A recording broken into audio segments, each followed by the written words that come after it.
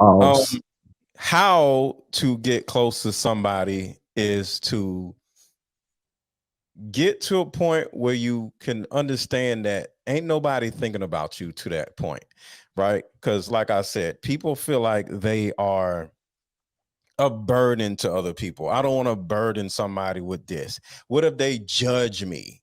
And like Paris said, that is self serving. So when you actually, because part of being vulnerable is for the other person too. So the less vulnerable you are with somebody you care about, you actually are hurting the other person. So so for you to like build this bond with another person, it will behoove you to become vulnerable.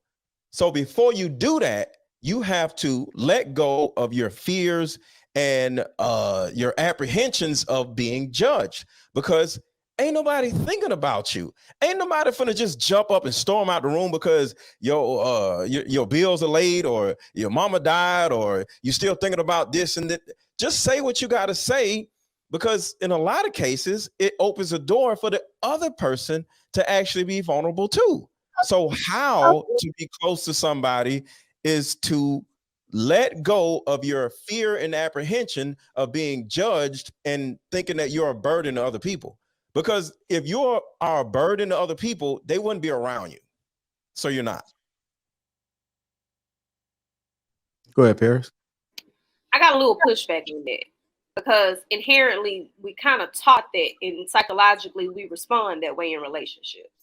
So when you look at like starting off as a kid in the Black communities, especially if you're talking about a single parent household, even if the dad is around, if you just saying a single parent household, the reality is those things that you're desiring, you're not getting them. You're not getting the attention. You're not getting the coddleship. You're not getting the vulnerability. Like most times when people have are going through something, that's why when we was talking about me and crying, I'm like, when you think about the Black community, most times Black mamas say, stop all that crying before I give you something to cry about. There is no comfort of allowing you to express yourself, knowing how to speak, knowing how to go into depth of what you need. So these behaviors, they become a thing of comfort in adulthood. And when you're saying just let it go, like one of the most hardest things that I always get pushed back on is women don't communicate with. We talk a lot. We're not actually communicating. That's two different things. And so it's like to say just speak your mind, just address it. Most Black people operate in a high function aggressive state when times get tough. It's suppress it, go on, figure it out, and the only time we actually are addressing stuff is when it's with an intimate partner. That's the only time. We're not telling our family how we really feel.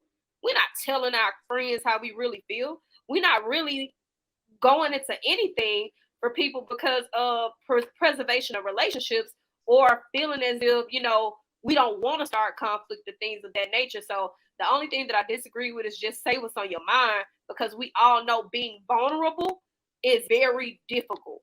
It's a lot of strength and vulnerability, but you can't put it in everybody's hands. And being vulnerable is a very difficult task. But that's the reason why I say ain't nobody thinking about you, because we start thinking about cause and effect. I say this, what's going to happen? Nothing's going to happen. You're not going to die. The person most likely isn't going to just up and leave you. So there's a fear that if I say something, something's going to happen. But if you just sit back and just think and just play it out in your mind, okay, what's the worst that can happen if I do become vulnerable in front of this person that say they care about me? Nothing. It's all in our heads. And like you said, Paris, it comes from our childhood. We weren't able to be vulnerable or speak our minds or just be seen or heard when we were a kid. But you got to play this out in your mind. Is this going to happen in 2023 at my age? It happened when I was a kid, but I'm grown now. And then you Yeah, but think about some what? people can't separate their adult years from their trauma filled years, and that's the problem. Hmm? So, you know, the best thing to do is to find a strategy on how to deal with those things. And usually it is therapy.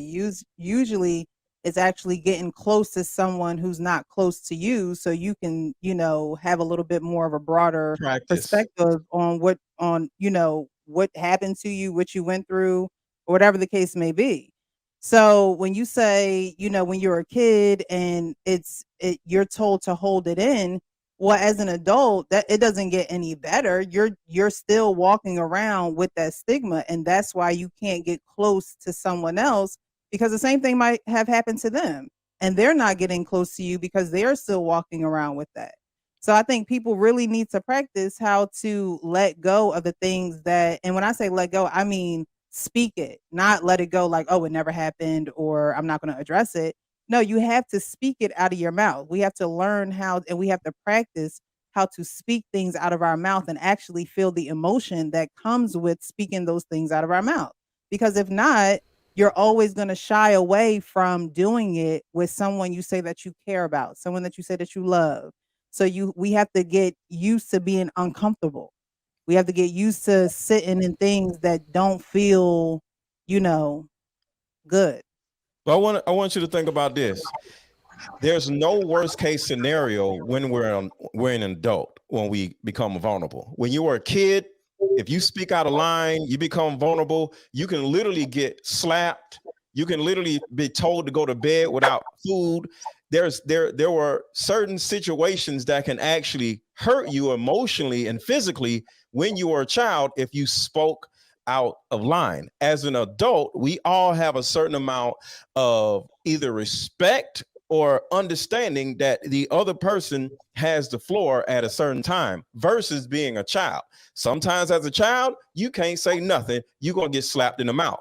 We ain't getting slapped in the mouth as an adult. So going back to what I said, you're now an adult. Nothing is going to happen to you if you become vulnerable with this other person versus when you were a child and you try to become vulnerable with somebody. You try to be vulnerable around your homeboys when you was a kid. You're a punk. Da, da, da. Grown men don't act like that now. So even as a grown man, your friends aren't going to treat you like they did or could have when you was a child. So it is a difference. Yeah, but rejection piles up with people. Some people don't know how to handle it because they don't address it at the root level. So when it piles up, they're going to shy away from even opening their mouth. That's just my opinion. Most people don't give you that space, though. That's the problem, right? And the less effective one person is as a communicator, the much more the counterpart has to compensate. So you have to be an expert communicator. There are some people who you just can't talk to. You ever talk to somebody that's really just like a brick wall? No matter what you say, no matter how you try to express yourself, sometimes you just got to walk on. You're like, damn, I got to walk on eggshells. How am I going to present this to a person in a way that's not going to offend them? There are some people who are trapped in relationships like that, where they know they cannot communicate anything that they would like to their counterpart because there is no effective way for you to express yourself in a manner that they will receive it without being completely offended, or shut off communication altogether. And I know you probably should not be in a situation like that, but unfortunately, many of us are. And some of us are like that with our family, who we can't discard because we can't talk to them either. There's mother and daughter, father and son relationships. You can't communicate because you know that they're not going to be able to receive anything that you said. And this comes with practice, just like we referred to a little earlier about how you're trained like that as a child. If you're trained like that as a child, how do you just break out of that? You can't just become an expert communicator if you've never had the opportunity to ever express yourself ever, and you're always told that you have to hold everything in or shut up or wait till later or be banished for saying the wrong thing. That creates a habit of you just harboring feelings and emotions, and you'll never be able to effectively communicate with anyone.